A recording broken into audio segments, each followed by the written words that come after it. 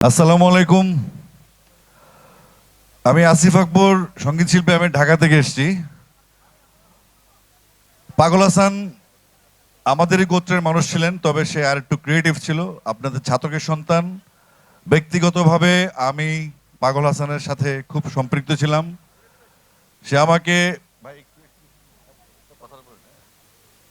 ব্যক্তিগতভাবে আমি পাগল হাসানের সাথে সম্পৃক্ত ছিলাম, কারণ সে ঢাকায় আমার অফিসে আসতো এবং প্রথম গান মানুষ মইরা গেলে কদর বেড়ে যায়, যে গানটা সে কথা শুরু করেছিল সেটি আমি গেয়েছিলাম। এবং একটু আগে যিনি কথা বলে গেলেন, বাবু ধ্রুব গুহ, তিনি ধ্রুব মিউজিক স্টেশনের কর্ণধার। তিনি প্রথম গানটির পিক করেন এবং তিনি বলেন এই গানটি আমরা ডিএমএস করব এবং সেই সাথে মিউজিক ভিডিও হবে।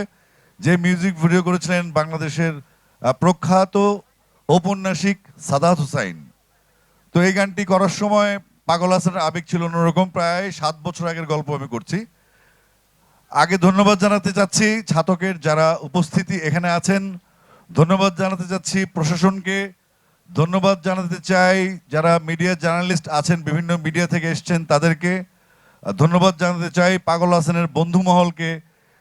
এরকম বন্ধু পাওয়া খুব মুশকিল ব্যাপার। পাগল হাসান একদিক থেকে খুব সৌভাগ্যবান যে তার একটা বিরাট বন্ধু মহল আছে এবং সে যে এলাকায় জন্মগ্রহণ করেছে সেই এলাকার মানুষ তাকে অনেক ভালোবাসে। এটা একটা শিল্পীর জন্য অনেক বড় প্রাপ্তি, অনেক বড়।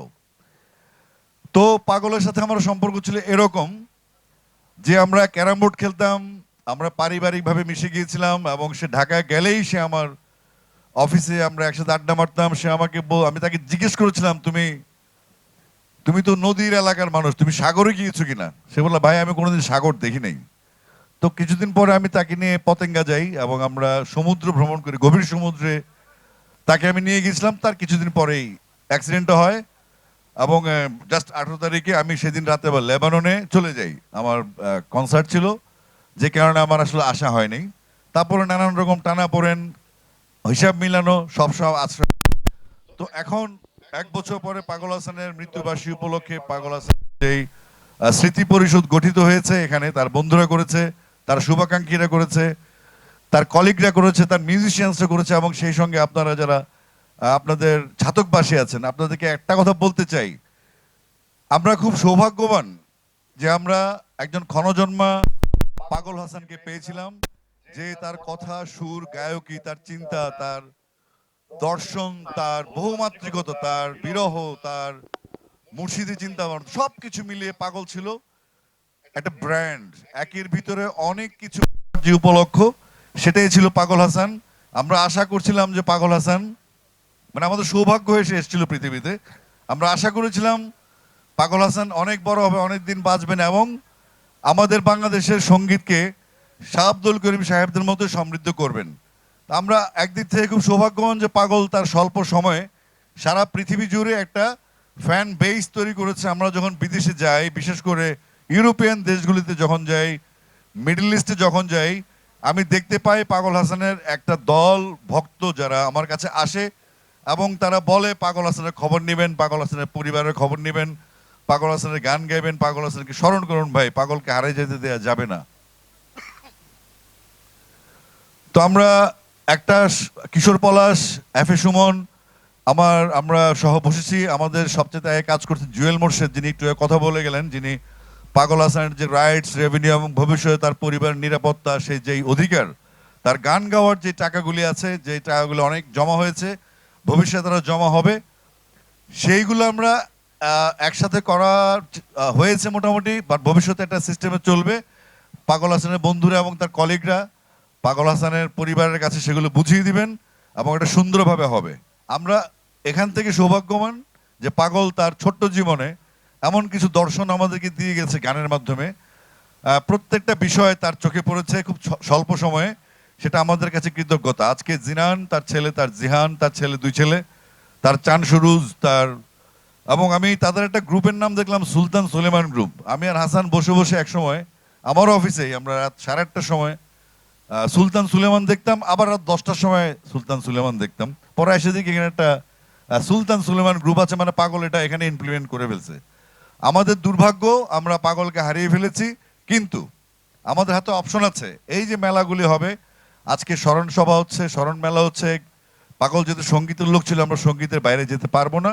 এবং এই যে ক্ষণজন্মা পাগল হাসান, আপনাদের এতগুলা ছাতকবাসী, এত হাজার হাজার লক্ষ মানুষের মধ্যে একজন পাগল হাসান সারা পৃথিবীতে একটা পতাকার মতো উঠছে। সেই পতাকাটাকে ধারণ করার দায়িত্ব আপনাদেরই, সঙ্গে আছি আমরা। আমরা চাইবো পাগলের জন্মবার্ষিকী, পাগলের যে মৃত্যুবার্ষিকী উপলক্ষে স্মরণ সভা, এটা একটা জাতীয় উৎসবে পরিণত হোক। সারা বাংলাদেশে মানুষ জানুক পাগল হাসান কে ছিল, তার কাজ কি ছিল।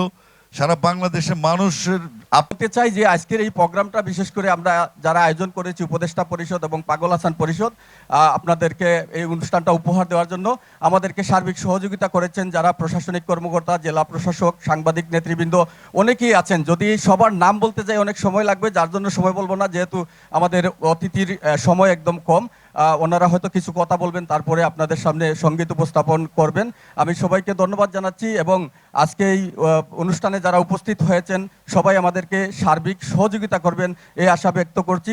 আমরা যেহেতু আশিফ ভাই চলে যাবেন, যার জন্য আমরা অনুষ্ঠানটি আসলে 2 ধাপে করে নিয়েছি, আন্তরিকভাবে দুঃখিত। অবশ্যই এই আশিফ ভাইয়ের মুখ থেকে বা অন্যান্য অতিথি শিল্পী যারা রয়েছেন তাদের মুখ থেকে আপনারা গুরুত্বপূর্ণ বক্তব্য শুনবেন। সবাই ভালো থাকবেন, সুস্থ থাকবেন, ধন্যবাদ।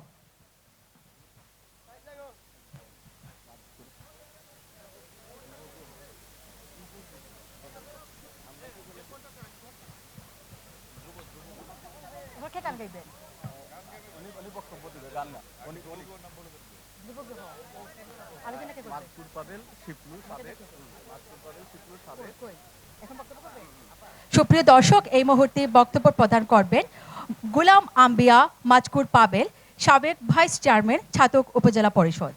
স্যারকে অনুরোধ করছি কিছু বলার জন্য।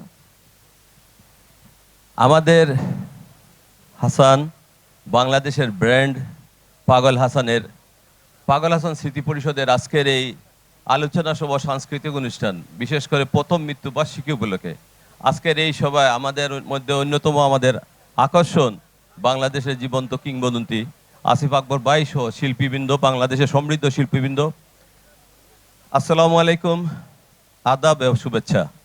আমরা ছাতকবাসী গর্বিত, বাংলাদেশের মানুষ গর্বিত হাসন রাজা, আব্দুল করিম, রাধা রমন, দূরবীন শাহ, আর আজকের এই প্রজন্মে ছিল আমাদের পাগল হাসান। এই হাসানকে আমরা জন্ম দিয়ে আমরা আমাদেরকে গর্বিত